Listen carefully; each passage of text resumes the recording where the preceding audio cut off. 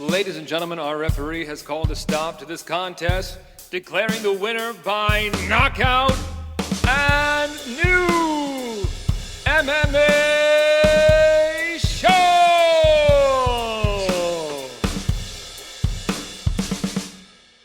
Greetings, ladies and gentlemen, and welcome to another exciting round of and new MMA show. I'm your host, Michael Hansen. I do all kinds of victorious things with microphones.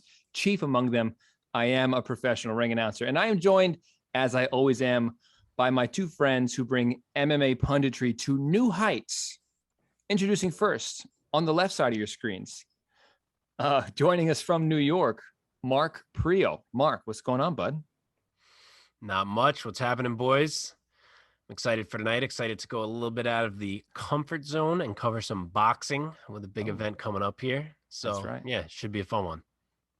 All right. And joining us on the right side of your screens from Florida, La Pesadilla de Nicaragua, Omar Artola. It's well played. Which, if you don't know, that means the Nicaraguan nightmare. That was incredible. Yeah, what's going on, guys? I'm good. It's so good to be home. I'm that hotel situation last week. Also, for those of you who do listen, that audio last week was something else, and that is my fault. That's New York's fault. You are forgiven. It's my job's fault. I think the key was that the viewers missed the heavy bag. Yeah, man. That's facts. That's facts. Well, we have an awesome show in store for tonight. Here's the quick order for our episode today, guys. So we're going to start, as we always do, with On the Marquee, our first segment. Then we're going to recap some other big fights from this past weekend. Then we're going to hop into our lightning round, which I love, by the way. Then we're going to see what's up with our Priaulx rankings with Mark. Then we're going to go inside the sphere, inside the MMA sphere, that is. And then we're going to do our boxing. We're going to have something of a surprise for you guys later in the episode. And we're going to discuss the fights of this coming weekend. So, boys, let us jump into our first segment. But first, please like this video, subscribe to this channel, and find us on YouTube. If you want to find the audio version of our show, find us wherever you get your podcasts. And, of course, follow us on social media at @&new_MMA show. Is that not right, gentlemen? Thank you. All right. Our first segment, On the Marquee. This week, the name on the marquee has got to be Michael Venom Page. Is this our first time, guys, where on the marquee is a fella from a different promotion that's not the UFC? We've had a couple. We had AJ McKee. We had Gegard. Oh, you're right. Definitely happened a couple times. Okay, my memory's shot. I'm sorry. All Get right, together, Mike. Yeah, I know. So Michael Venom Page this past weekend at Bellator 267 defeated, spoiler alerts, Douglas Lima in their rematch via split decision, earning a 29-28 on 2 of the 3 judges' scorecards in this 3-round fight. 3-round main event, that is. Mark, let me start with you. What did you make? Did you think the judges overall, the majority of the judges got this right? And what do you think of MVP's performance? I do think they got it right. I scored a 29-28 for Page. I get it that there was some controversy because it was a really close fight. To me, round 2, though close, was clearly a Page round. Round 3 was clearly a Lima round. It came down to round 1. I'm sure that was the controversial one on the scorecards. I preferred the work that that Page did in round 1. He had 2 knockdowns. One was a little bit, maybe a trip mixed with a knockdown, but either way, they were both more impactful to me than anything that Lima did. Yeah, Lima got on top. He had the takedown. But almost the entire time he was on top, it was wrist control. He couldn't get anything going. Page was holding his wrists. Nothing he landed was significant. To me, I'll always side with the more significant moments, and I score that round for Page. Now, I get it if you want to score that round for Lima, but as I've said in the past, it makes me nuts seeing all these people, especially fighters. It was a lot of fighters tweeting like, oh my God, Douglas Lima got robbed. Douglas Lima clearly won that fight. Like, no, he didn't. He did not clearly win that fight. If you want to be able to say that, then Douglas Lima should have done more than that. He did not do enough to clearly win that fight. So we can't bitch like it was some huge robbery. I as you guys know, I've not the first time I've gone on this rant, but I hate that. It was a close fight. That's all it was. A close fight. Came down to preference. 2 judges thought Page won it. I thought Page won it. And from my perspective, I'm glad they got it right. Omar, with this loss, Douglas Lima has now dropped 3 straight. And with this victory, Michael Venom Page has now won 6 in a row. What did you make of the performance of MVP? I was actually pretty impressed. I was concerned for him at one moment in the fight. It looked like he was about to get knocked out the same way he got knocked out in the first fight. But he's Douglas Lima, and I've said this before, is not the kind of guy that's going to fall into the usual things that Michael Venom Page will do to generally average fighters, right? He can toy with guys left and right and do all kinds of crazy things because these guys just don't have the experience that Michael Venom Page has being on the mat, whether it was, in Taekwondo or in MMA. But Douglas Lima has that kind of experience, and you can see just from his reaction, he wasn't biting on a ton of feints. It's a different game when it comes to Douglas Lima. With that said, he did very well in, making sure that as Douglas Lima was putting pressure on him and backing him up, that he was able to push forward and find ways to crash that pressure coming forward. Whether it was, a couple of times, I think he ended up initiating a takedown attempt, which I don't even really think he was really trying to go for, but it helped push Lima back, separate, get them distance, and continue from there. So I thought he had a good game plan, and you can see that there was a bit of strategy that he had to employ in order to get Douglas Lima kind of where he wanted him. You could see, though, Douglas Lima was just better controlled on the ground as far as from the top position. But, to Mark's credit, Page was fantastic with his wrist control. I think he got hit in the 2 minutes he was down. He got hit maybe 2 or 3 times. Yeah. And even then they were glancing shots. It wasn't even one of those ones that has people bouncing their heads off the canvas. It was a solid fight, but I don't think there's anybody who watched that fight and said that was the end of that fight. That needed to be a 5-round fight. I think a lot of us got robbed of the real answer of who should have won out of the two of them. And I think they do need to run it back. And I think it's kind of ridiculous that we have to do this a third time in a few more months or whatever, but it's not done, and it doesn't feel done, and it doesn't feel right to keep going with another fight until this is finished. If there were 2 more rounds, do you think it would have changed who the victor was? I do, because really?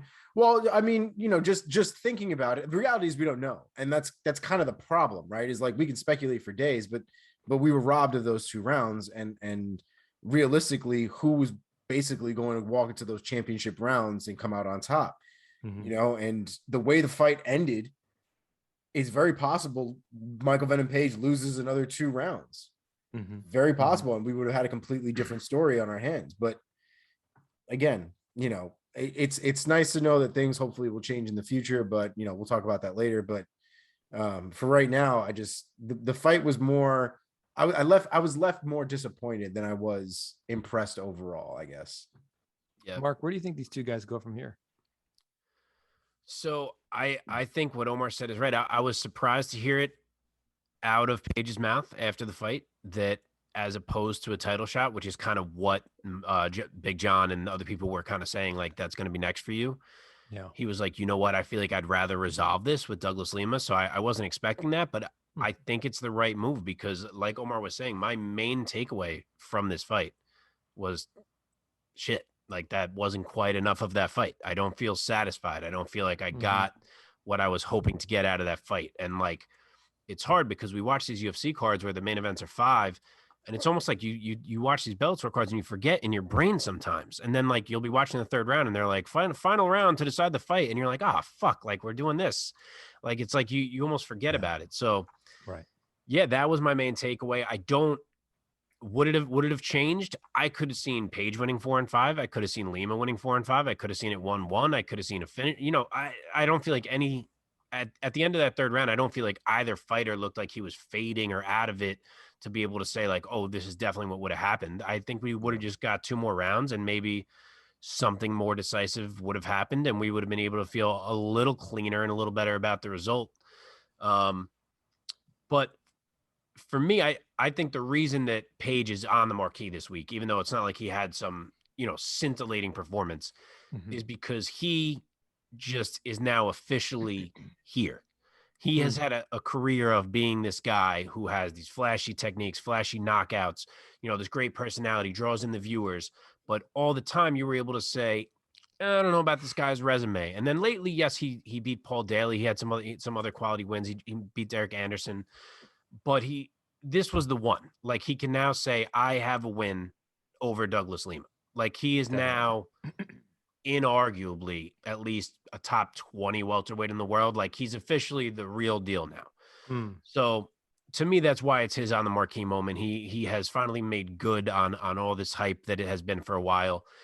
And yeah, I would love to see a 5-round rematch. I think that's perfect. I know you got Yaroslav Amosov waiting there as the champ, but there's things you could do with him. Like, you got Jason Jackson on a winning streak. That fight works just fine if you want to do that in the meantime. You even have Lorenz Larkin sitting there, who's still fantastic. Do that one. Like, there's things you can do with him, and then you get this marquee trilogy, 5 rounds, Paige Lima, and then whoever wins it, you got, especially if it's Paige, you got a really exciting title challenger. If it's Paige, I say if it's Paige because it's a fresh face. But I think that's the way to go, and that's really what I'm hoping to see. Okay. All right. Any last words on this bout between MVP and Limo, Omar? No, it was a good fight. We just need more of it. It was a good fight. Yeah, I have to say, it was crazy that Lima came even that close to ending that fight the exact same way as the first round. I mean, in the second round, you're just like, oh my God. Yeah. When they talk about game of inches, I mean, that's as close as it comes. Yeah. Well, gentlemen, let's keep this thing moving. This past weekend over in the UFC side of things, we had a UFC fight night, Santos versus Walker. And in that main event, Thiago Santos defeated Johnny Walker by unanimous decision, earning a 48-47 on all 3 judges' scorecards. Omar, let me start with you on this one. This fight wasn't exactly controversial, wasn't exactly thrilling. And let me get your take first on this performances of Santos and Walker. I mean, it was nice to see them spar, and it was get a few rounds in together. Well said. Said. I mean, they just it was they were there. They showed up. Some form of strikes were exchanged. Santos landed some hard strikes. Sure. Yeah. But the way the fight went, nobody was trying to do anything in that fight. It was 2 guys looking for opportunities that neither one of them were bothered to make. There were a lot of feints that had no actual plan behind them. So there's just a lot of random motion. Yeah. And then Santos was, honestly, he looked terrified to walk into anything for that entire fight. Agree. Like, terrified. And it just, I mean, I get it. Don't get me wrong. It's not like I don't understand being afraid of these 2 inhuman men. I understand. But like, at the same time, like, bro, this is what you signed up for. Like, get in there, son. Like, throw some shit. Yeah, man. It was, it wasn't my favorite moment of the night. I'll just put it like that. Mark, what's your take? Yeah, so the fight was obviously a bit of a letdown. We thought that we were going to get like a vicious KO one way or the other. And instead, as Omar said, we got like this tepid sparring match. I do think the right man won. I thought the rounds were all pretty clear. Yeah. I gave round 1 and 4 to Walker, and I gave 2, 3, 5 to Santos, which I got to assume is exactly what the judges did as well. So I thought it was a clear 48-47 for Santos. As far as the fight, I do put a little more of the blame on Walker. It kind of felt like he just came in after his time off and like this training that he's had with SPG and TriStar. And it seemed like he kind of came in as a different fighter who was trying to fight like more intelligently and more thoughtfully, as opposed to this kind of reckless guy he's been in the past. But I think it backfired because it just made him fight so cautious. Like, he let Thiago advance most of the fight. He let Thiago get off first. Not like he was having that often, but he was letting Thiago get off first. And his mind was just way too focused on these feints. My God, the amount of feints without ever throwing a strike was crazy to me. And yeah, Thiago was inactive too, but I get it that it's hard for him to like charge in at a guy who's that big with that much power, who is so clearly just waiting and dying for you to charge in. Like, he's not doing anything else. Like, almost his entire strategy was, I am going to stand here with something corked for when Thiago Santos comes in at me. So, like, if you're Thiago Santos, you're like, well, I'm not going to do that then. I'm just going to keep hitting you with leg kicks and whatever else, and I'm going to win. So, yeah, it's blame on both guys for sure, but I do feel like it was more so Walker that created that kind of sparring situation. But yeah, Santos gets it done. He did land, as you said, some significant shots. Walker didn't really at all. So I'm glad he won. I'm glad to see him get back in the win column after some ups and downs recently, because I am a fan of Thiago Santos, but hopefully next time he can bring the violence a little bit more like we're accustomed to. Omar, after the fight, Johnny Walker acted like he was happy with maybe not the result, but he was happy with his performance, saying that he went a full 5 rounds with a high profile opponent in the division. What do you make of his reaction to the way that fight played out? I mean, I would hope that he has a better goal in his head than I went 5 rounds with somebody in the top of the light heavyweight division. Like, if you're trying to be a champion, that's not the mindset to have. I went 5 rounds. It doesn't really matter how I ended up 5 rounds, but I went 5 rounds. Like, we need to have some better standards and some better places to put the bar. I feel like guys are prone to do that sometimes when they change their style, as Walker did, because it's like you get in there, you're fighting with this style you've never fought before, and then you don't get knocked out and you make it till the end and you're like, hey, I just fought this totally different style I'm not used to, and look at me, I'm fine. Right. And it's like, well, yeah, but you also didn't win. So I feel like that happens where guys are like, hey, I'm kind of proud of what I did, but it's like, sure. And I get it, but I mean, if it's a coping mechanism, then I hope it works for him. But at the end of the day, he's not going to get anything done like that. So yeah. Mark, with this victory, Thiago Santos snapped his 3-fight losing streak that he brought into the octagon this past weekend. He dropped 3 straight in his title attempt against John Jones, and then against Glover Teixeira, and then against Rakic. So where do you think he goes from here, getting back in the win column? So I don't know how appealing these are going to be to him, because I feel like he was almost talking he was asking for Yuri Prohaska, which is not happening when you just lost 3 in a row prior to this fight. So I'm not sure where he thinks he's at. To me, I think the fights are either Dominic Reyes or Volkan Oezdemir. One of those guys who are kind of right there, borderline top 5, just to shake out light heavyweight somewhat, because obviously we have the title fight booked already. Yuri seems to be waiting for the winner. Rakic and Smith are talking like they're going to fight each other.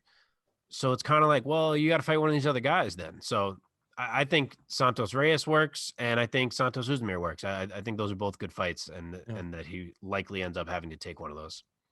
Omar, any matchups you want to see with Santos at light heavy? Honestly, I think the Reyes fight is the one that I probably want to watch the most at this point. I would hope at this point both of them at this point get their shit together.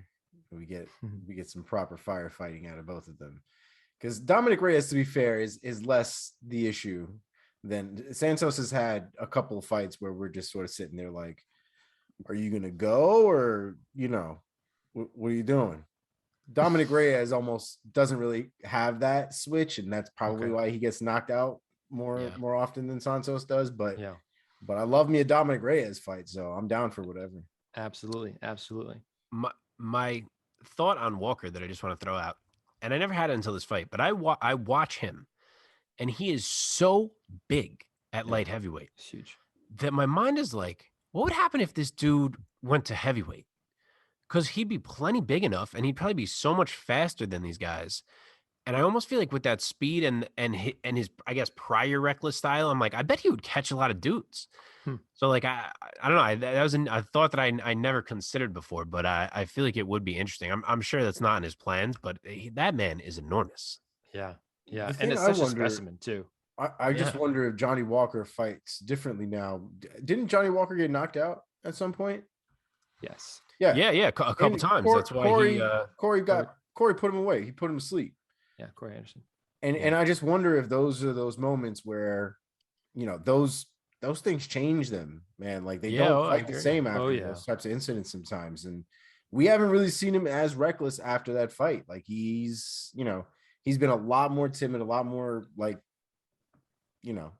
laid back when it comes to that stuff. He hasn't been as crazy. I think a good fight for him would be Paul Craig, like for that exact reason. Sure. Like put him in there with someone who's, still right at that high level, but he's not necessarily a knockout artist. Kind of make him show some other tools, see if he can knock out Craig potentially. I feel like that's a smart fight for right now. That's a great idea. Paul Guys, Craig, let's keep this moving in the co-main event of this past UFC fight night. Whereas the main event had neither action nor controversy, the co-main had both of these things. Kevin Holland lost, he kind of lost, but the fight ended in a no contest due to an accidental clash of heads. In the first round, official time was 3 minutes and 43 seconds. Omar, why don't you take us through this fight real quick and tell our listeners what went down between Daukaus and Holland? So they were, in the middle of their fight, and Daukaus seemingly went for a takedown and ended up clashing heads. He went full jaw, forehead to jaw, into Kevin Holland, and Kevin Holland went out. He got knocked out. Yeah. He went face first into the canvas. I honestly think his face hitting the canvas is what woke him up.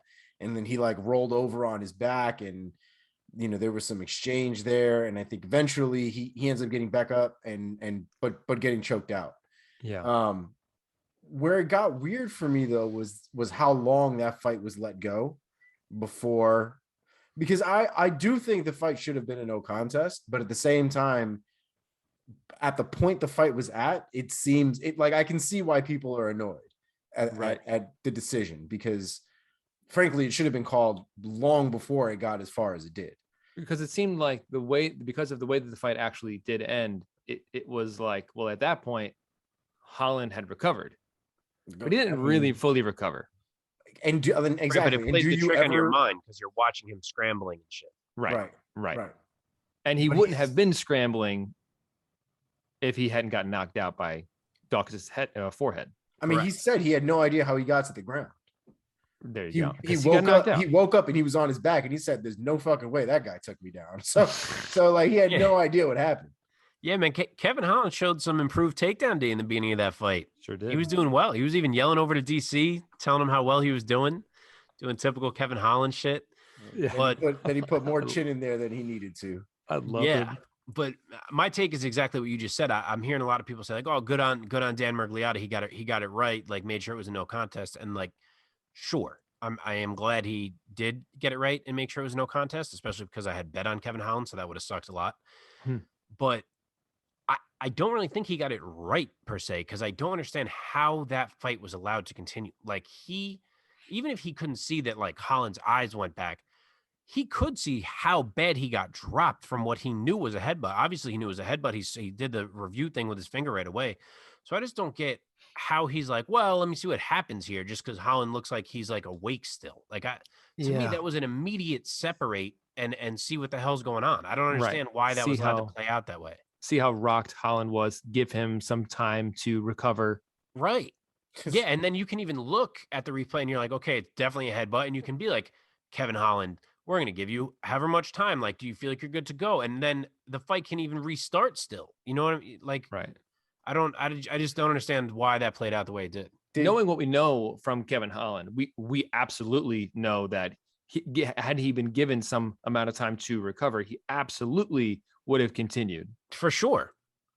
Maybe he still would have been at a disadvantage, but who knows? Yeah. Did Joe B get this treatment when he got his shit rocked with that headbutt where it sliced them all open? Well, it wasn't. People didn't notice it in real time, we did, but the ref didn't.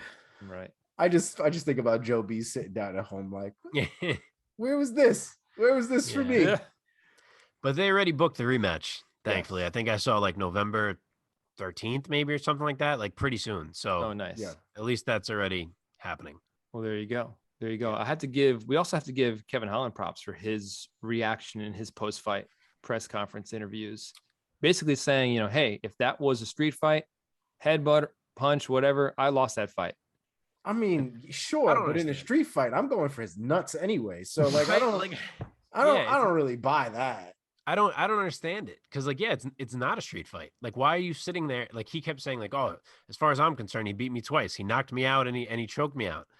But like, why? I don't understand why you want to say that about yourself when Yeah. the whole world, like literally unanimous, 100% agreement is like, that was unfair. That was a blatant headbutt.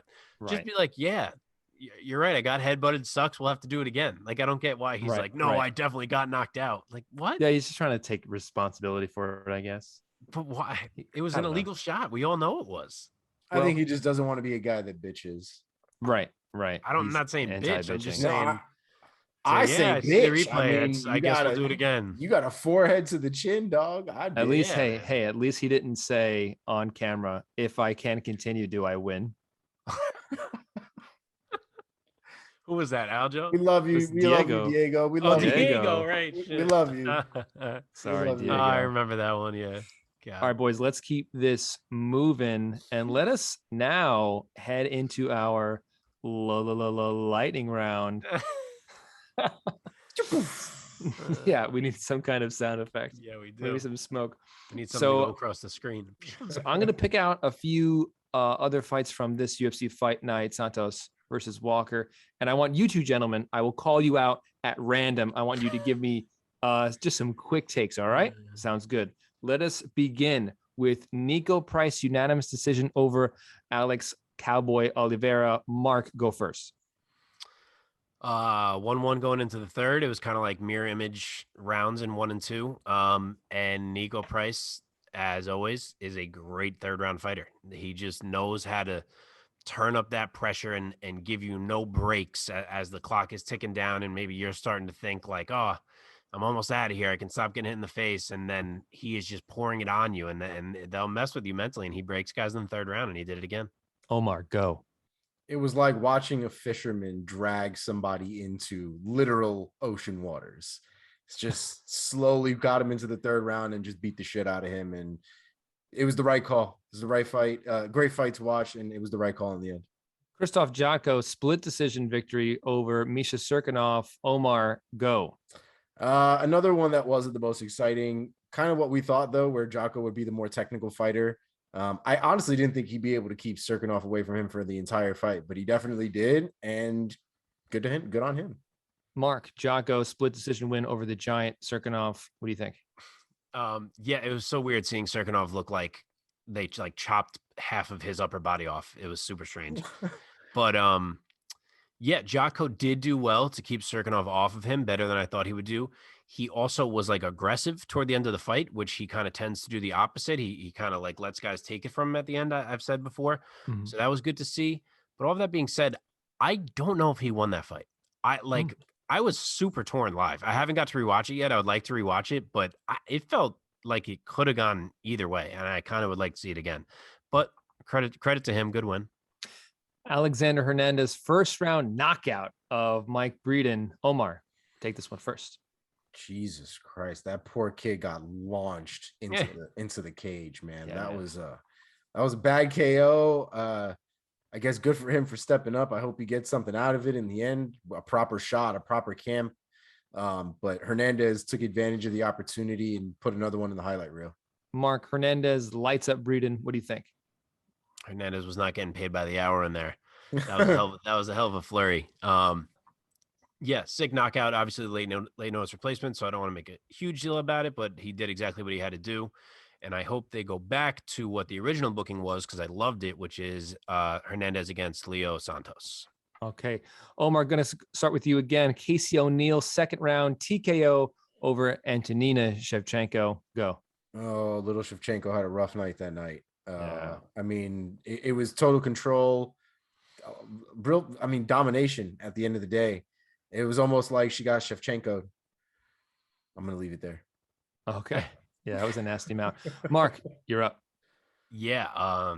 King Casey, she's just a gamer, man. I mean, that girl comes to fight. Like when she was at range, she was clearly at a disadvantage, but she just kept pressuring, kept forcing it, eventually got it down into her world on the mat where she was one step ahead the entire time. Every transition gave Shevchenko no room to breathe and got her out of there. So yeah, good win for her. Jamie Malarkey, second round TKO over Devontae Smith. Mark, take this one first. Crazy fight. Awesome fight. Devontae Smith still has potential to me despite the loss. He has really clean, slick striking that he showed in round 1.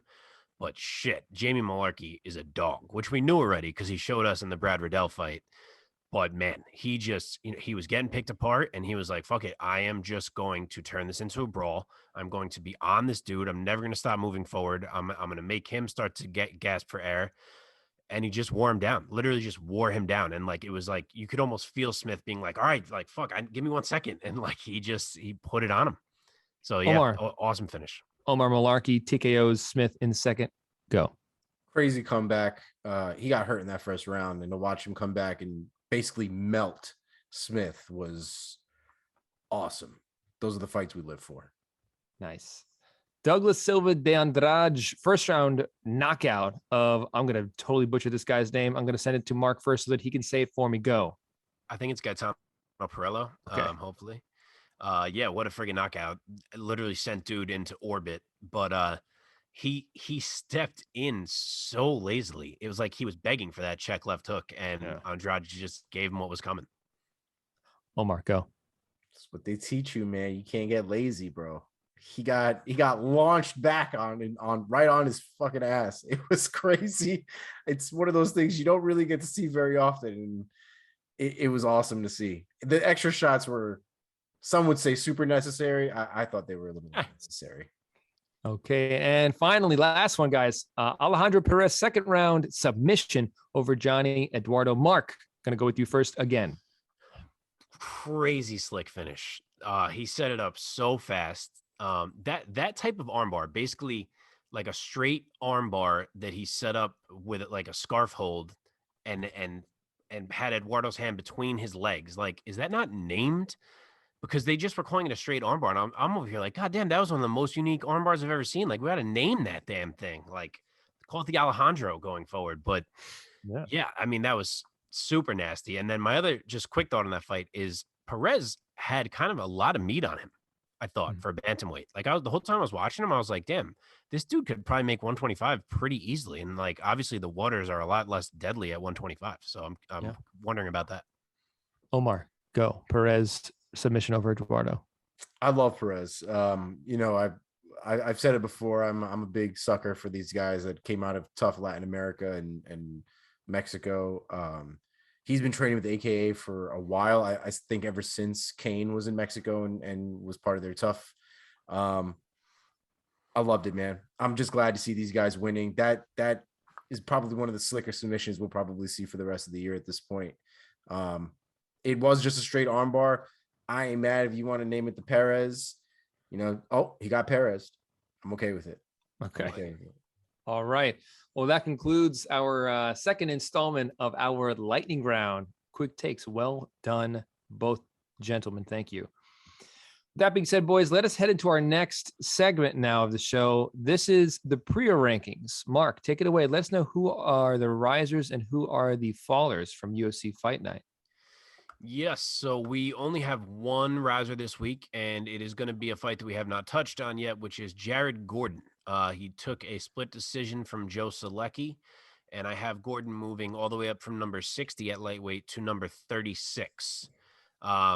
He needed this one. He was 5-3 in the UFC prior to this, but he had this weird resume where even though he had fought some names, those were his losses, and all 5 of these wins were against, like, for lack of a better word, randoms. Like, he really had not beat anyone that was like, yeah, there, he beat that guy. And finally he gets it. Joe Selecki's coming off a win over Jim Miller, who, if you beat Jim Miller, you're quality. And Gordon gets his win. He was getting out wrestled early, but he was the better grappler, which kind of turned the tide, in my opinion. And he moves up the lightweight ranks. For my fallers, Joe Selecki falls a little bit from number 31 to number 37, one spot behind Gordon now off of that split decision loss. And my other faller is Antonina Shevchenko. I had her as the number 20 women's flyweight going in. I now have her at number 25. There was a time where it looked like we may have something with Antonina, and it kind of seems like she's getting exposed a bit the more fights she takes here. She's now 3-4 in the octagon.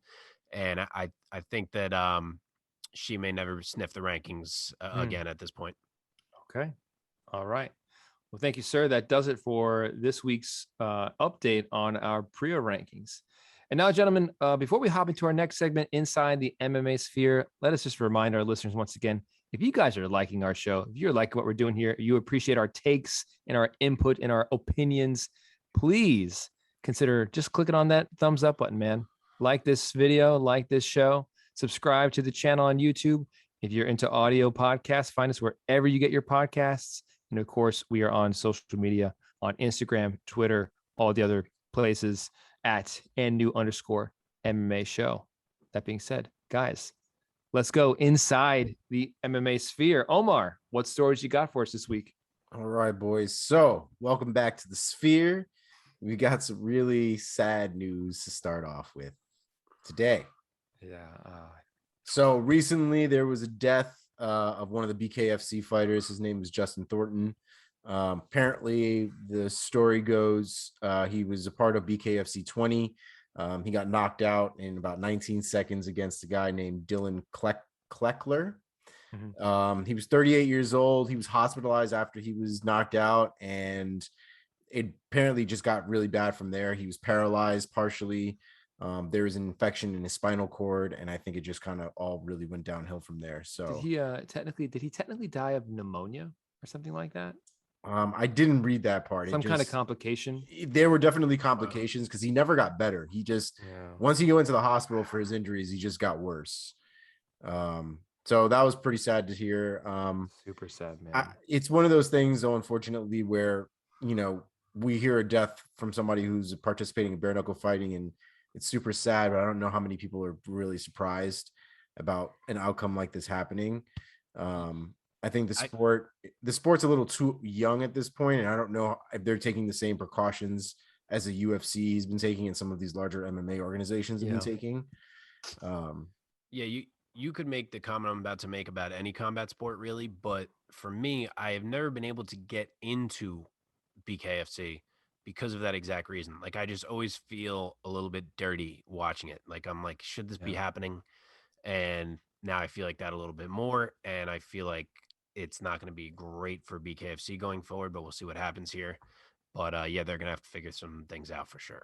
Yeah, I mean, personally, I think it's more optics than anything, because we've had a few deaths in the last couple of years that were boxers, pure boxers, that didn't really make it out of the ring either for the same reasons. And I think at the end of the day, whether the gloves are on or they're off, it's really the trauma to the head that becomes the real issue. And that's going to happen with any combat sport, unfortunately. And I just think he got the short end of the stick this time. So thoughts out to his family, and absolutely. Yeah, that's a pretty sad story. Yes. Moving on from that, hopefully a little bit happier at this point. I'm going to get a little bit of news with Bellator. So they're actually having us gone on this rant about how Lima and MVP needed to be 5 rounds. Their main events going forward, starting in 2022, will be 5-round main events. Woo, we don't have to have these stupid discussions anymore about why these fights are not 5 rounds. What a ridiculous thing to come to at 2022. I wonder why we got to wait, but just do it for the next event. Or actually, I guess because they've already signed contracts that say 3 rounds, and they're training for 3 rounds. Now I think about it, stupid comment, but all right, good. I mean, if I was them, I would have just asked them. But maybe they did, and they were like, "Fuck that." I guess maybe. You paying me more? No. Okay. Yeah. Right. Yeah. Exactly. What else you got, bud? So the last major story that we got is really just Kevin Holland playing cop. Yes, Kevin Holland. His knockout / submission loss. It's a big week for Kevin Holland. Yeah. So apparently he felt unfulfilled in his fight, and saw that somebody was in need, having been robbed of his car, flipped a Yui, chased this man down, and basically got him, tackled him, knee on belly, put him in a scarf hold, a Khabib scarf hold, as he calls it, and apprehended the gentleman until the cops arrived. So that's awesome. Little hero in Kevin Holland. Right man, I love it when that happens, when guys use their powers for good. Yeah.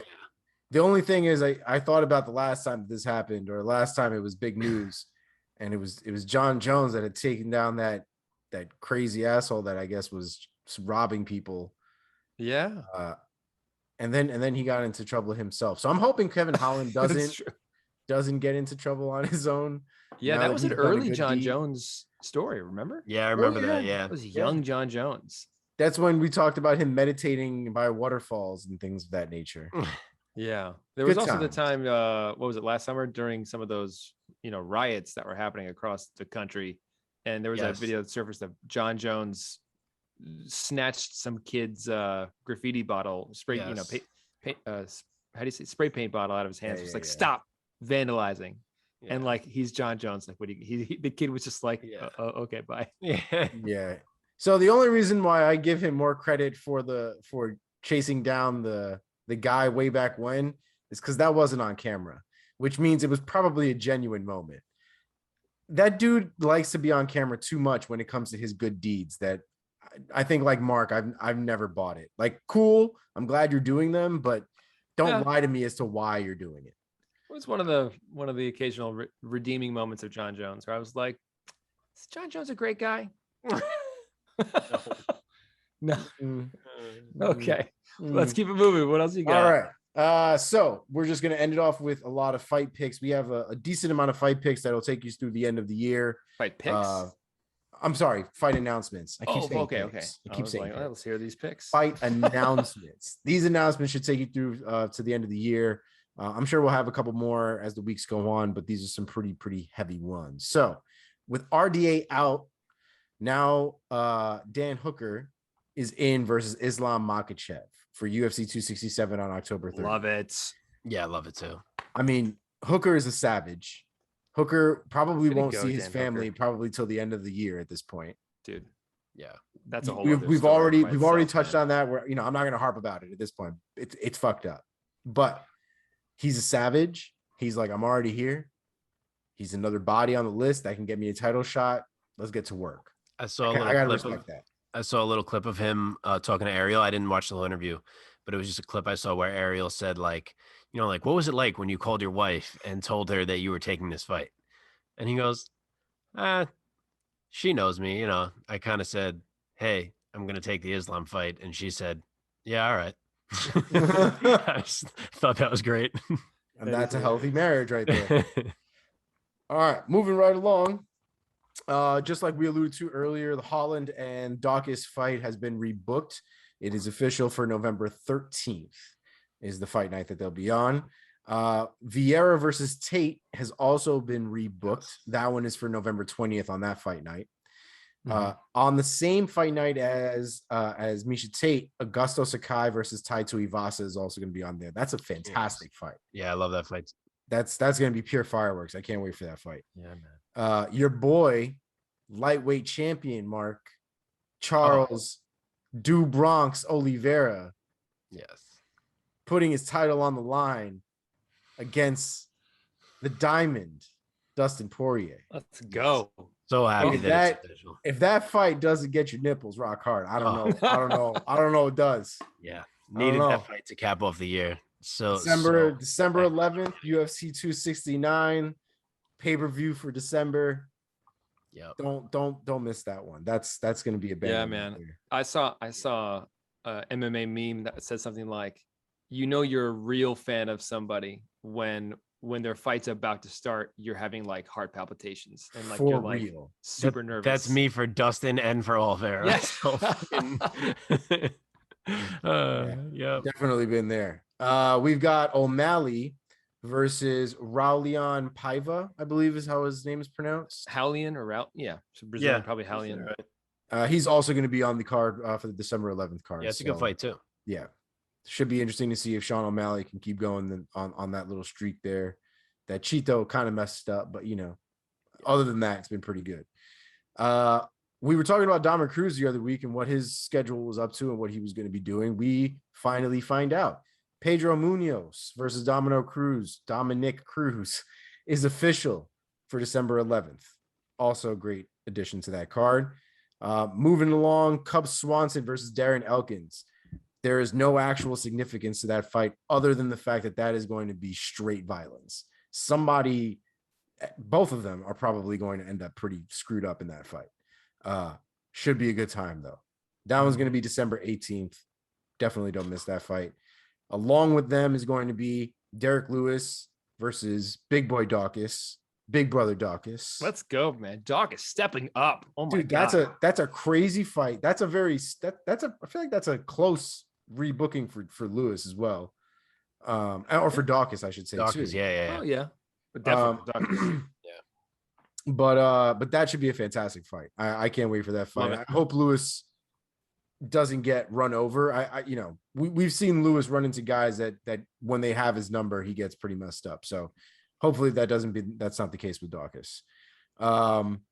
That's pretty much all I have for 2021. Just the two fights I have starting off 2022. Greg Hardy versus Alexei Oleinik for January 22nd for the pay-per-view there, UFC 270. That's a super interesting fight. I feel like that's a pretty good step up for Greg Hardy, if I'm not mistaken. Mark, you're better with the rankings than I am off the top of your head. Yeah, I mean, he fought Volkov, or like he's had fights that high, but in terms of where he is to be getting Oleinik right now, yeah, you could say it's a little bit surprising, but I guess Oleinik's kind of on a slide. That's very true. I think super old, yeah. Oleinik he's like 2 down, I think, or 3 down straight. I can't remember exactly. It's an interesting litmus 3 test straight for Hardy, for sure. 3 straight at this point. Yeah. Oleinik presents a really terrible matchup for him, but at the same time, Oleinik is like a 200-year-old tortoise. Yeah, it's going to be a knockout or a sub one way or the other in the first round. I mean, that dude's jiu-jitsu when you don't have jiu-jitsu is probably the worst guy to be up against. Yeah. I mean, I hope somebody's doing something with Greg Hardy, because basic jiu-jitsu is not going to help him in that fight. It's just not. Yeah. Cool. Finally, last but definitely not least, unifying the heavyweight title for the UFC. We have the official date for Francis Ngannou. Let's go. Versus Cyril Gane, UFC 270, January 22nd. So we've got that fight, and we've got Izzy versus Whitaker on that card. Woo. Wow, I didn't even realize that. That's dope. That's banger. That's a great pay-per-view right there. Yeah, it is. That's sick. Cool, I'm ready for that. And boys, that's it for the Sphere. Appreciate it. Sphere. All right. Awesome. Thank you. Once again, like, subscribe, find us on podcast apps, wherever you use, find us on social media. And now, gentlemen, let us turn to something a little new. We have not discussed boxing. After all, this is a new MMA show. But guys, this is such a huge boxing fight coming up this weekend. So we are going to discuss Tyson Fury versus Deontay Wilder III. And we're going to do something also extra special on this segment right now. We are going to invite on a boxing expert. So joining us from Portland, Oregon, let's invite him on before we get this going. Hey.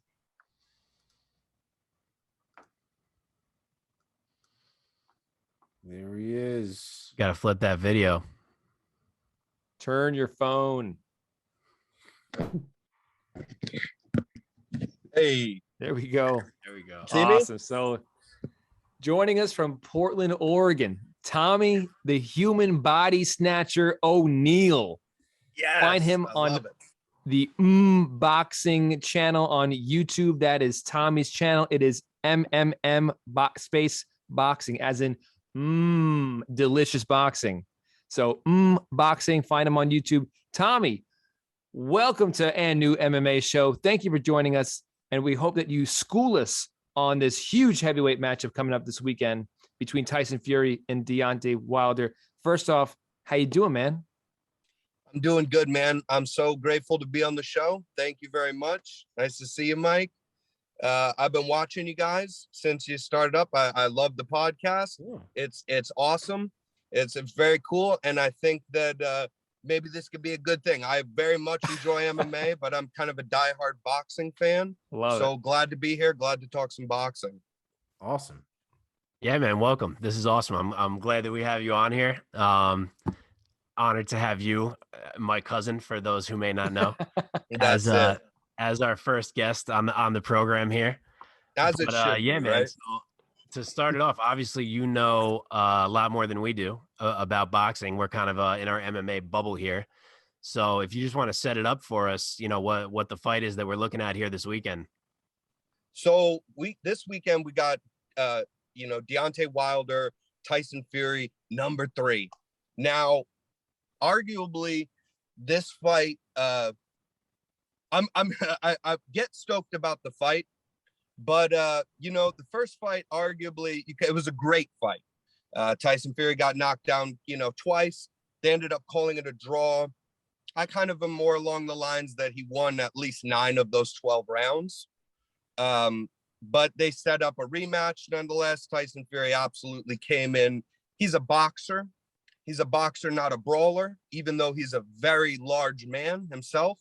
But he said he's going to knock Wilder out, came into that second fight and just did work on him. Just absolutely did work on him.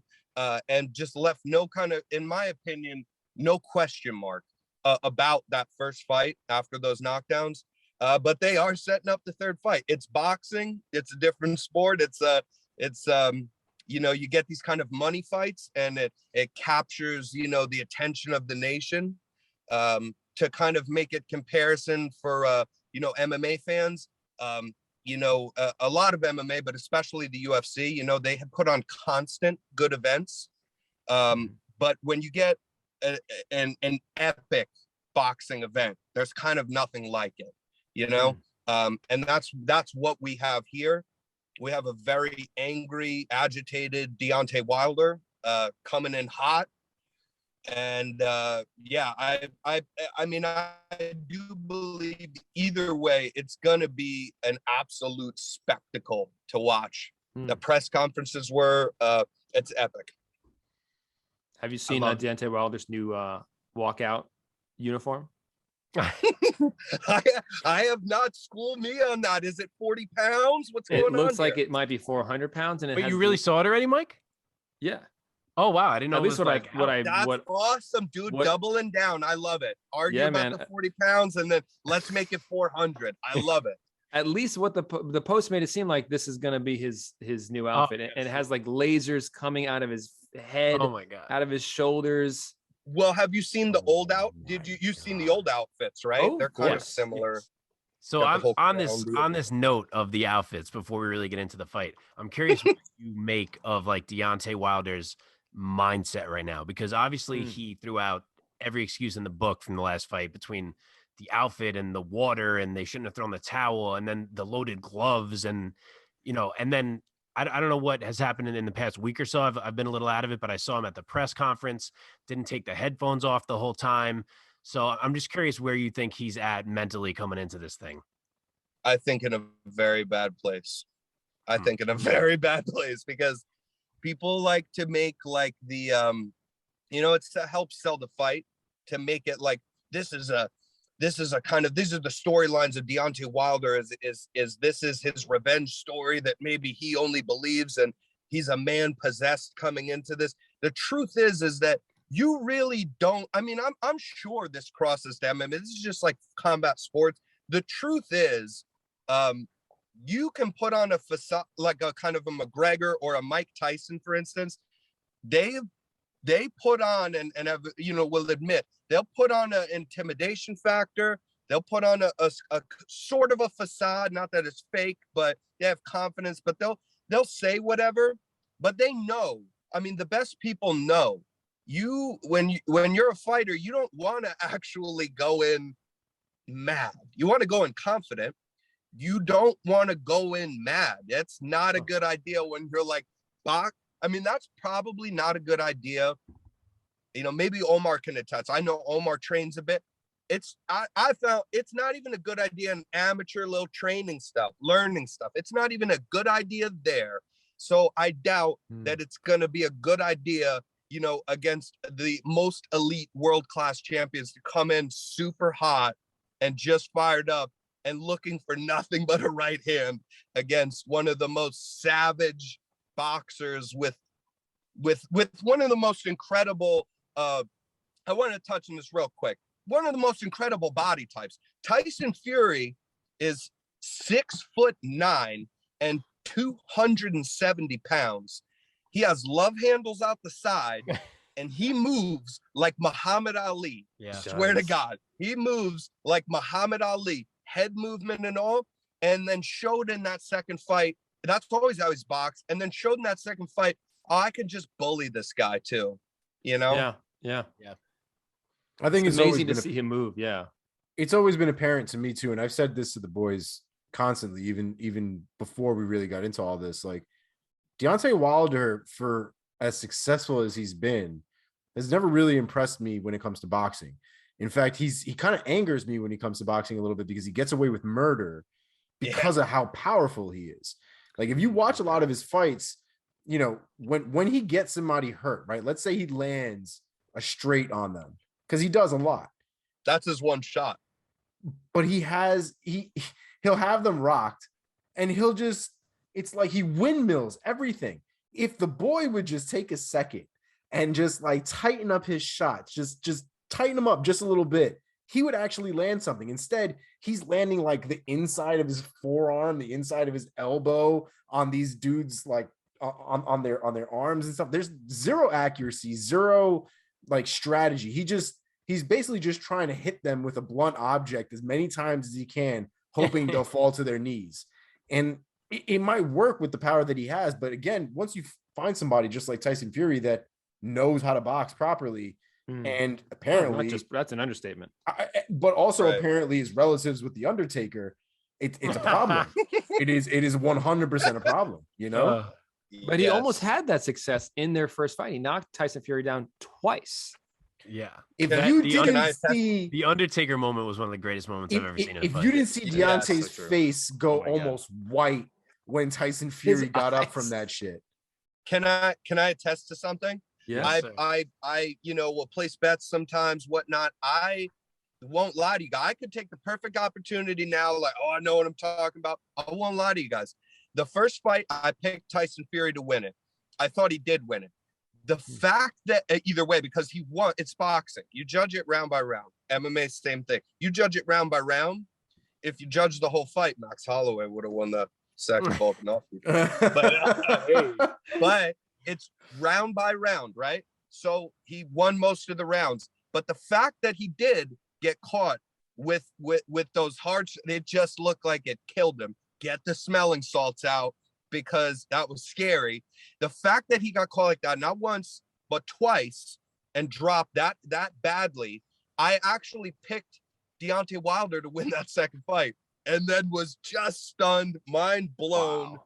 Not that he didn't win, but he was always gonna, before that fight happened, he was always, if he lost, he was gonna lose by points. Never like that. Never like that. That shocked the world that he lost like that. But the thing about his power, he's aggravating to watch. He is not a boxer. Now, the thing is, I enjoy both. I very much enjoy a good technician, watching a good technician. And I like watching a good brawler with a chin on him, and he comes in, likes to get in the pocket. I like both, but you got to have a little of both. And then you lean to one side. I've never seen anyone like Deontay Wilder before, because he's got real power. That's what people talk about. It's totally true, Omar. But, if I can touch on something here, he's got power in only his right hand, and he doesn't have power in his he has some power, but he doesn't have that death touch in an overhand right. He does clubbing rights. He doesn't have the death touch in a right hook, check hook. He doesn't. All he has is a straight right hand. Mm-hmm. That's the only punch he has. Now, in the history of boxing, the great punchers of boxing, Ernie Shavers, Julian Jackson, Mike Tyson, these guys had power in both hands. Oh yeah, man. And these guys also, especially like an Ernie Shave, more than Julian Jackson, he was a bit of a brute, but especially a Mike Tyson or an Ernie Shavers, they had loads of boxing ability. And to a casual fan, maybe wouldn't appreciate seeing that because they'd knock everybody out in the first round. But their head movement, their slips, their those shots, are counters. This is boxing. But Deontay Wilder, if you go back and look at all of his fights, he literally, he lost every single round in both Luis Ortiz fights until he didn't. I was going to say, until he knocked Luis Ortiz on his ass 100%. Both times, though. He with just straight rights. Straight rights. Dude, and I mean, they blasted him, though. I mean, that one time he hit Ortiz, I think, right on the forehead. He just, like, disconnected his brain. Right? Yeah. So, Tommy, hearing you talk about the first two fights, like, obviously we've seen Fury show now that he can kind of beat Wilder in two different ways. Like, the first fight, he kind of sat back and outboxed him more, I would say. Second fight, he kind of just big manned him and walked him down. Yeah. With that being said, if you're game planning for Deontay Wilder, what are you advising him that he needs to do in there? He needs to go. Well, first off, before I say this, I don't think you can make up for that much lacking in boxing ability in a year or two period. Really, I mean, that's why I'm pretty confident about this pick here. But if I had to advise, I think what he's doing, what he's showing, as long as he brings that to the fight, is his training footage. There's a lot of going to the body. I think that's what you need to do. You know, Tyson Fury, he's beautiful technician. His head movement's off the charts, but Deontay Wilder's head hunting. And so he's just using that head movement. And if you watch back the fights, both the fights, you know, Tyson Fury, he's a big guy. He's all body. He's all torso. You know, he's all torso and long arms. But so he used that head movement, but he'll even be comfortable like a Mayweather against the ropes. Yeah. And he'll use that head movement, but his body stays stationary. He's not like a belly dancer like Alexander Usyk or anything. His body stays tight, and he just plants his feet and moves his head very well. You got to go to the body on him when you get him to the ropes. You got to frighten him. You got to feint. You got to throw little jabs that are not intending on knocking him out. And you got to just force him to move towards the ropes, towards the corner. And when you get him there, you got to go to the body. You got to body snatch him. Sounds easy, man. It's easy. I mean, honestly, realistically, and it's one of the reasons why I don't think he'll ever win another fight against Tyson Fury at this point, because or a fight, I guess I should really say, against Tyson Fury, because at this point he would need to outbox Tyson Fury. That's a fact. That he would need to outbox Tyson Fury in order to really win that fight. He could catch him, sure, but there's always that chance. But you can't. That's not a game plan. Like, you can't game plan to knock somebody out. You can't go and like get that right hand on his chin. So the game plan, the only game plan that there really is to outbox Tyson Fury, and it's not going to happen. Tyson Fury, first of all, for any fighter, having the rhythm control that Tyson Fury has to keep a certain pace and to keep a certain rhythm and to break the rhythm of his opponents, good man. Jab. I mean, he's fantastic, and he's gigantic in doing it. Like the way that he had Wilder on his back foot for a majority, especially of that second fight, and Wilder didn't know how to get off of the back foot because he doesn't know how to box like that. Like he doesn't get bullied. He doesn't get put on his back foot until he gets, a shot off. But most people aren't disrupting his rhythm to the point where Wilder feels uncomfortable throwing shots. Fury never let him off. Fury throws volume the way that heavyweights just don't. And his ability to mess up people's rhythm while keeping his own and switching up his rhythm from an on beat to an off beat Wilder's going to get his ass beat. That's really what's going to happen. He's going to get his ass beat. I mean, Fury's gifted. Unless and if Wilder wins, I can't imagine he wins by anything short of the most impressive performance of his entire career. Honestly, he could win with that straight right hand. Lucky. Yeah, I mean, it's possible. I obviously have more confidence in Fury's chin than I think anybody's at this point. Yeah. Well, on that note, Tommy, how do you see this thing playing out? God, I mean, I think I see it playing out that what I actually see is that Tyson Fury does the same thing as the second fight, because Tyson Fury has shown he can outbox him. I think he does the same thing because, he said that after that first fight, that not even the first, but the second knockdown, and it was either the 10th or the 12th round, like real tail end of the fight. What the same round that he was dead in the ring and, Undertaker back up, he he said that was when he figured it out, because if you go back and watch that second knockdown, that was the real bad one that he gets back up from, he wins the rest of that round. Now he loses the round because that vicious knockout. But what I'm saying is he takes over from there, though. Mm-hmm. He has a very good finish to that round. And that's because he said, I just got pissed and thought, fuck this guy. I'm going to just put him on his back foot. Let's see how he does with that. And he literally has said, that he did that. And he thought, wow, God damn it. I should have done this the whole time. The guy can't fight off the back foot. So I think that Tyson Fury goes out and just basically doubles up on that performance. And I think that, Wilder's always got that shot with the straight right hand. Now, the thing is I don't believe that he'll set it up. And like Omar touched on, like the game plan to outbox Fury is never going to happen, obviously. But you know what Deontay Wilder should do is, like I say, should go to the body when he's against, but also he should know what he's good at. He's good at that straight right. So instead of exchanging with Fury like he's always done, instead of just exchanging really ever when they're throwing, when Fury's throwing, to exchange, just wait and just time one shot, man. You just need, if you have that death touch, you don't need to be the best. Just slip one good shot and wait for it. See what he does.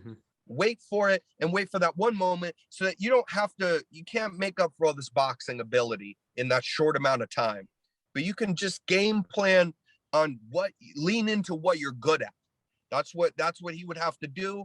But I think that Fury doubles up on that. Yeah, that second fight game plan. I think he goes out to do that again. And now also the interesting thing will be, Deontay Wilder, after the walkout gear, he's complaining about, I weigh 40 pounds. I carry my kid on the beach and she's 45 pounds. Like, that's ridiculous. My legs weren't there, he complained about that. But the real bad thing he did was firing Mark Breland. Mark Breland, is a kind of one of the prides of New York boxing. Mark Breland's a Golden Glove, an Olympic boxer, who medaled in the Olympics. He didn't have the best pro career, but it was all right as well. He's a very good, now he's an older guy, and he's been with Wilder since the beginning of his career for 44, 45 fights. And to let that guy go, because he's literally the only person who cared about you at all that night, is a shame. It's a shame. But it's good. The boxing community reached out, said, Mark Breland, every gym, Mark Breland, you got a job here. You come here, because he threw in the towel. The interesting thing is, he said no one's going to throw in the towel on him this time. So, God, what happens then? He is a prideful man. I'll give him that. We don't want to downplay his heart here. He did do that out of rage because he wanted to keep going. I believe, man, he'll get knocked down and he'll get back up. And if no one's going to throw in the towel on this guy, what's he going to do? Flip out on the referee when he stops it? Because he's going to keep trying to get back up. And that's something I'm kind of looking for to see. Honestly, again, it's the spectacle of this thing. So you think it is a stoppage? If you were predicting, yeah, You have a round or a point in the fight where you think it's going to happen? 10th round, probably 10th late. round. Yeah, I was referee stoppage. Let me ask you this: if there's a gun to my head, very good. That very aside from that, he could win on points, but I definitely predict there's knockdowns in this fight, even if Deontay hangs in there for till the end of it. Let me ask you this: in my opinion, Fury is a big favorite. In Omar's, it sounds like Fury's a big favorite. In yours, it sounds like Fury's a big favorite. The betting lines that I saw this morning were Fury minus 290, Wilder plus 230. Now, even in MMA, that's not that wide. Like, it's wide, but it's not crazy wide. In boxing, that's not wide at all. Like, boxing odds are usually a lot wider than MMA odds. Why do you think they're that close? I don't know. I've wondered about this as well. I got odds, by the way, where he's a minus 270. Wow, that's even better. That's like a pick 'em for boxing. I don't know why. I mean, because these are odds makers who usually they don't get swayed by kind of media or the hype of a fight. Right. So I don't know why, because the only thing I can think of is them getting literally swayed by the hype of the fight. He's got that power, though. You know, he's always got that shit. I don't know. I would put your mortgage on it. This Tyson Fury wins this fight, dude. And at those odds, it's pretty good. Can I list the undercard super fast? Yeah, so I was going to ask you. Obviously, you know, as MMA fans, we're used to some stacked cards.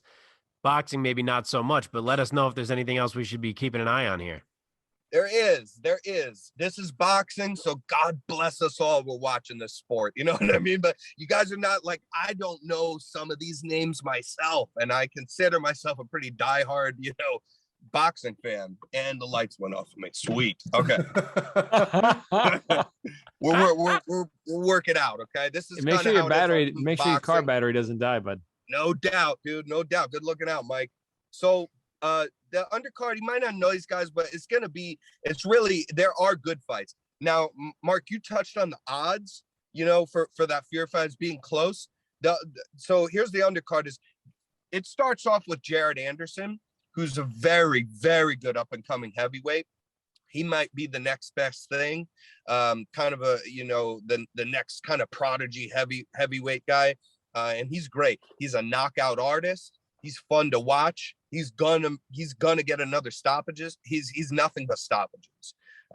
He's fighting a guy. I'll be honest, he's fighting a guy I never heard of. They don't have odds out for this yet. I bet the guy's probably, Jared Anderson's probably gonna be like a minus 8,000 favorite or something. But aside from that, we got Adam Kownacki taking on Robert Helenius, and Kownacki is a minus 270, Helenius a plus 220. I actually, if you want to get a little dicey on this card, I like Helenius a lot as an underdog in this fight. He's a puncher, and Kownacki's coming off of a loss against, you know, a puncher.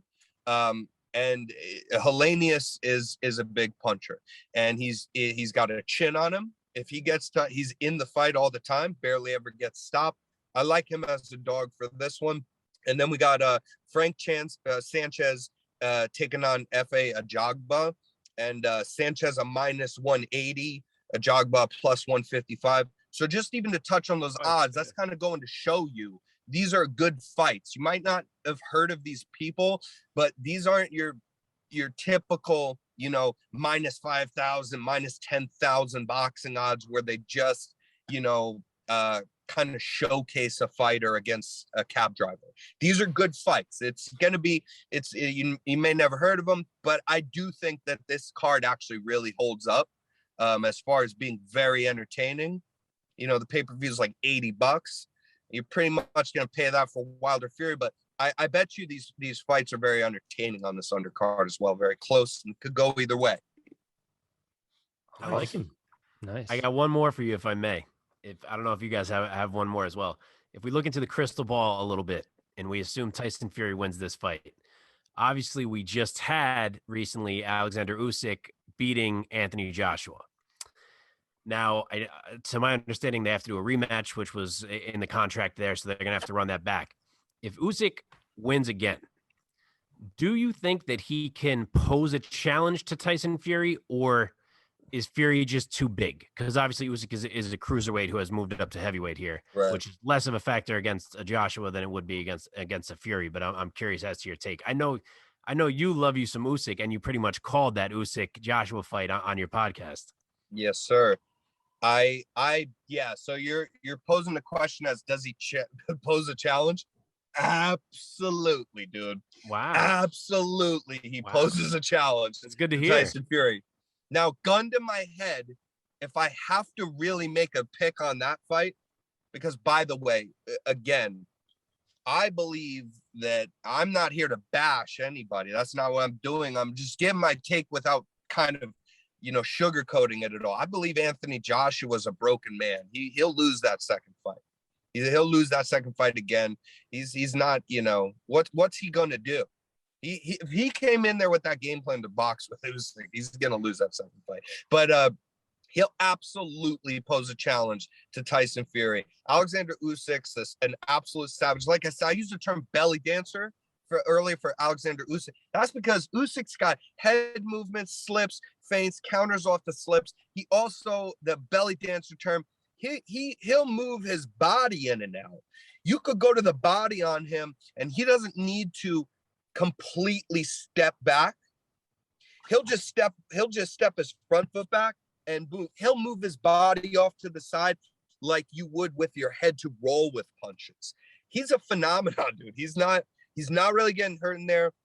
Gun to my head, I would have, at least for now, but we'll have to do this when it gets closer. But gun to my head, I think I would have to say Fury, just simply because they're very similar and very great boxers. And then exactly like you said, it's just that if it's two of the same people and one of them's bigger, you go with the bigger guy. You know what I mean? Makes sense. But yeah, I'm big on Usyk. That was a great fight. I think as well that Alexander Usyk performance. I think, and you can tell me. You guys tell me if I'm wrong. Pick an MMA fight for a real underdog like that, right? A live dog that won. I think out of all combat sports that Usyk, not just him winning, but that whole performance, I think was the greatest underdog performance of the year.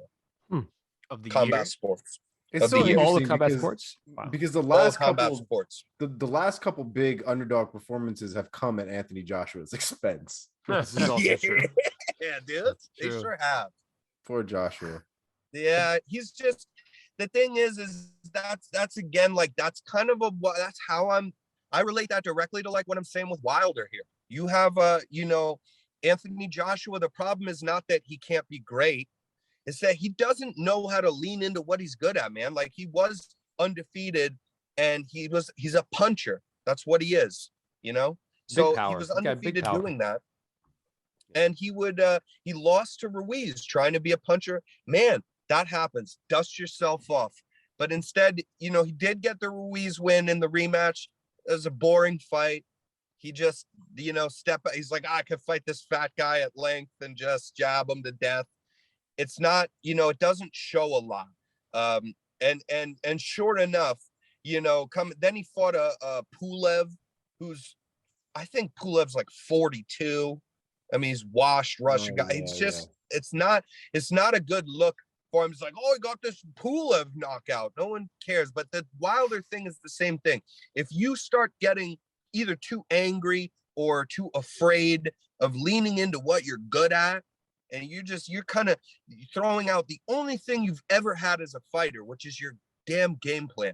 That's your leaning into what you're good at, And if you throw that out, you have nothing. Because the whole heart, chin, all that talk for all these guys, it's great because it means something. But at the end of the day, if that's all you got, it's meaningless. If that's all you got, that's what you got when you saw that kid take on Sean O'Malley. Chin and heart.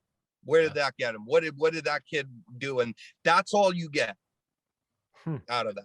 Chris Moutinho. I think he got an ice cream sandwich after the fight. That was no doubt. Yeah. Well, I might Tommy, dye my hair green. This was awesome, man. Thank you for the insight. Thank you for taking the time and coming on here. I know you got to run in a couple minutes here, but we appreciate it, man. Thank you so much. Yeah. Yes, sir. Thank you very much. And hopefully we do this again. It's been a pleasure. Hey, one more last quick thing, real quick, 1 minute. Can I do a deep dive on Omar's heavy bag there? Loctite, buddy. Loctite. I'm leaving it in the comments for you. Loctite that bitch, huh? It's like, I know it won't be portable again, but that's the only option, Omar. Okay? Honestly, I've been contemplating whether I want to even keep this thing or get one of the ones that like I can attach to the wall. They're better for uppercuts and hooks and things like that. And yeah, I've been trying to kick this bag, but it's too close to the wall. I'm going to end up breaking my foot or something. So might have to get something different. No doubt, especially with the kicks. Those aren't great because they have the sidebars. You got to be careful there. I'm constantly freaking out that I'm going to kick the sidebar and just maybe full kick Tony the sidebar like the TIE fighters, like like the guys that kick the trees. No. Yeah, no, I'm good. Conditioning. I'm good. Thank you. Okay. It's been a pleasure, fellas. Thank you guys for having me on. I hope you guys watch the fight. Hope we could do this again. Yeah, man. We definitely will. Tune into unboxing, people. Thank you. Boxing on YouTube. Later, Yes, man. sir. Take care. Later. Awesome. Awesome. Well, thank you to Tommy O'Neill, the human body snatcher. Find him once again. Boxing. That's 3 M's. Boxing on YouTube. Thank you, Tommy. That was awesome. Yeah, That was awesome. dope It felt insight. good to have our no, it first was dope. interview. Yeah, guys. Well, we have one last thing to talk about, gentlemen, and that is this Yes. coming Saturday night, October 9th, UFC Fight Night. Dern versus Rodriguez. Mackenzie Dern taking on Marina. Is it Rodriguez or does she go by Rodriguez? I believe it's Rodriguez. Yeah, those Brazilians, man, and they're ours. So let's just quickly just chop up this fight. Mark, let me go to you first. What are your take on Dern and Rodriguez in the main event of this fight night? Yeah, of course we got to close you guys out with some MMA on the new MMA show. Bringing it back. But yeah, similar to what I was just saying about the Fury Wilder fight, I'm honestly pretty surprised by the odds on this fight. When this got announced, I went to look at it and I was like, man, I wonder how big of an underdog Mackenzie Dern is, because maybe I want to bet on Mackenzie Dern if she's a big enough dog. I look at it, Mackenzie Dern is minus 170 favorite, which just blows my mind that you can get underdog money on Marina Rodriguez at plus 135.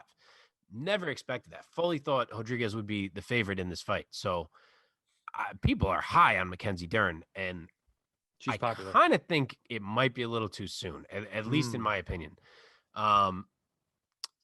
Marina just beat Michelle Waterson. Before that, she finished Amanda Ribas, who beat Mackenzie Dern. I know MMA math doesn't quite work, but I'm just saying. Yeah. She's beat Teacher Torres. Like, she has a legit resume. And I know that Mackenzie Dern kind of just got a legitimizing win on her own resume by beating Nina Ansaroff, or Nina Nunez, I should say now. But she had been off for a couple of years. She'd had a kid. Like, who really knows where she was at coming into that fight? So I'm not sure if that counts quite the same as it would have prior. And I don't know. When I think about this fight, I kind of just think that Marina has too many advantages. Like, yeah, she lost to Carla Esparza, who you could say, like, oh, she's a grappler. So is Mackenzie Dern, but it's a very different type. Like, Carla Esparza is like a power shot wrestler.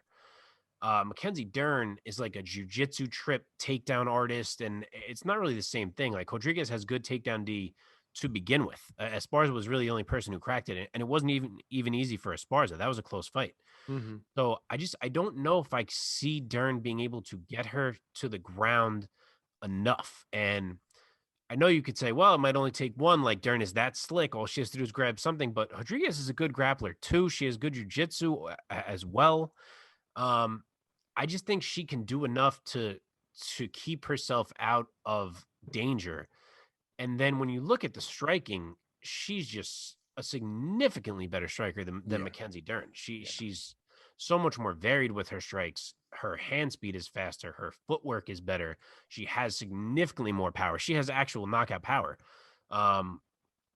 So I don't know. I know that we saw Rodriguez have some cardio issues in the past against Cynthia Calvillo when she kind of just gassed in that third round and ended up in a draw after winning the first two. But it seems like she has since fixed those. Like, she just went hard 5 against Michelle Waterson and was just fine. So I could see Dern maybe come out strong when they're super fresh. But I just think Marina can stay safe. I think that her cardio issues should be fine.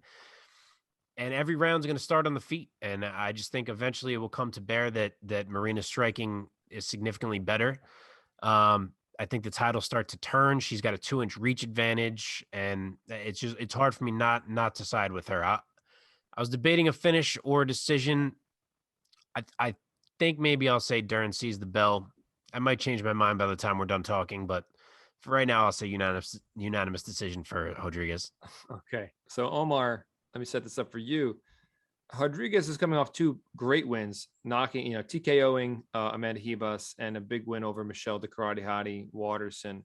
Mackenzie Dern coming into the octagon in this fight with a 4-fight win streak. 3 out of those 4 fights in that win streak coming by way of submission. Do you think Mackenzie Dern is going to be able to catch Rodriguez in a sub? I mean, I think the thing we got to remember about Mackenzie Dern's game is that is her game. She's not trying to do other things. She's not trying to go for a knockout. At the end of the day, she's trying to come for a limb or for a blood vessel of some kind to try to choke you out. I think eventually she'll get there. I just think there's going to be too many opportunities in the fight for her not to take advantage of at least one of them. Love it. I think her grappling, frankly, is probably some of the best grappling that there is in the entire women's MMA. Mm-hmm. It's definitely up there. It definitely needs to be, one of the at least discussed amongst the top. And, I think when we talk about people like Damian Maia, for example, and his jiu-jitsu compared to how everybody else can compare, when we see somebody who isn't known for their ground game going up against people like that, we kind of assume that when it goes to the ground, regardless of how good they might be on a good day, chances are the person who's elite is going to end up walking away with some kind of victory from a submission standpoint. So that's kind of where I'm leaning with Mackenzie Dern, to be honest. Obviously, when it comes to the hands, Marina has a significant advantage. I mean, a visibly significant advantage. Unless Mackenzie Dern has made some kind of TJ Dillashaw upgrade where she's striking with the best of them all of a sudden, that's going to be very apparent very quickly. But she's not like Mackenzie Dern has necessarily been on striking anybody that she's fought up until this point anyway. So I think just like anything else, she'll find a way to get it done, get it to the ground, do what she needs to do, and find a limb. The good thing is she just needs to find any limb and she'll figure it out. So we got one for Rodriguez with Mark, and Omar is going for Dern. I think this is going to play out similar to Ryan Hall's last loss. I think Dern's going to be doing what she's going to be doing on the ground, and Rodriguez is just going to overwhelm her, and she's going to hurt her. That girl can crack. First of all, Mackenzie Dern did do nothing to you to be comparing her striking to Ryan Hall's striking. I didn't say exactly the same. I didn't say exactly the same. I think Mackenzie's going to be hunting, but I think that on the ground, perhaps, I could be wrong. I think Marina is going to crack her. Yeah. And it might end in a TKO.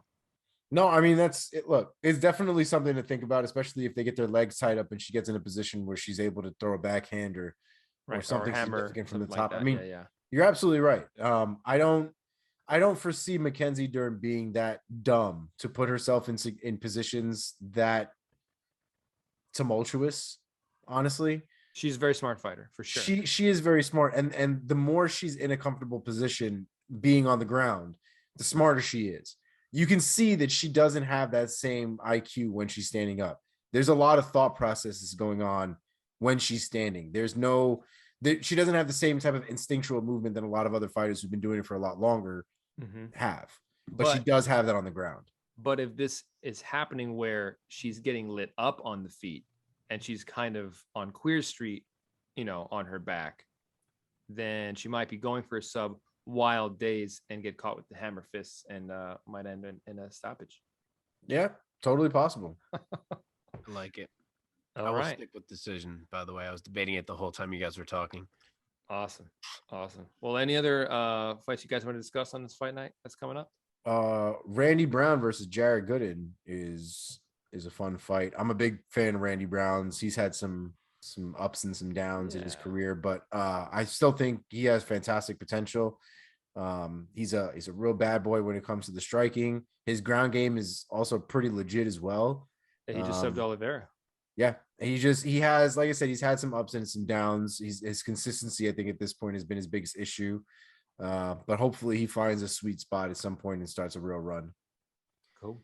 Yeah, I don't really understand what Jared Gooden has done to earn this fight. He's 1-2 in the UFC so far, whereas Randy Brown has won 3 of 4 against like high level competition. Like Randy Brown is probably, in my own ranks for reference, I have him at 24.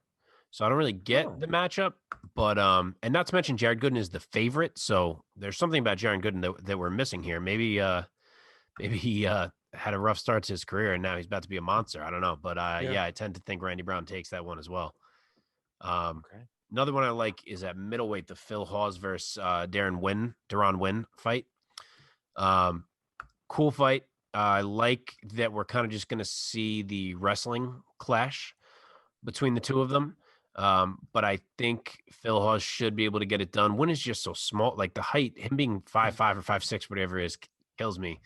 I don't see how he could ever really hang with the stronger guys at middleweight. It's not like he's some skilled striker necessarily. So I think Phil Hawes gets it done. I think it's another good W for him moving to 4-0. And I'm looking forward to seeing if he can kind of style on Wynn a little bit there. Cool. Well, if you guys don't have any other fights you want to bring up, we can bring this episode to a close. Ladies and gentlemen, thank you. If you are sticking with us up to this point in the episode, like this video, share this video with your friends, share this video with somebody who you know who likes MMA and has not heard of us yet. That would be unbelievable. Subscribe to the channel so you never miss an episode. If you like audio, find us wherever you get your podcasts. And once again, find us on social media. Hit that follow button at @new_MMA show. Gentlemen, any parting shots? Yes, if you listen and you have not subscribed, please do subscribe so our YouTube channel can be named a new MMA show instead of named like Shablaka. So please hit that subscribe button. We need to get to a certain amount to have that official channel name. Nice. And if anybody knows that thing that I'm supposed to be looking for as opposed to my heavy bag, please let me know. All right. See you guys next week. Later, Peace. boys.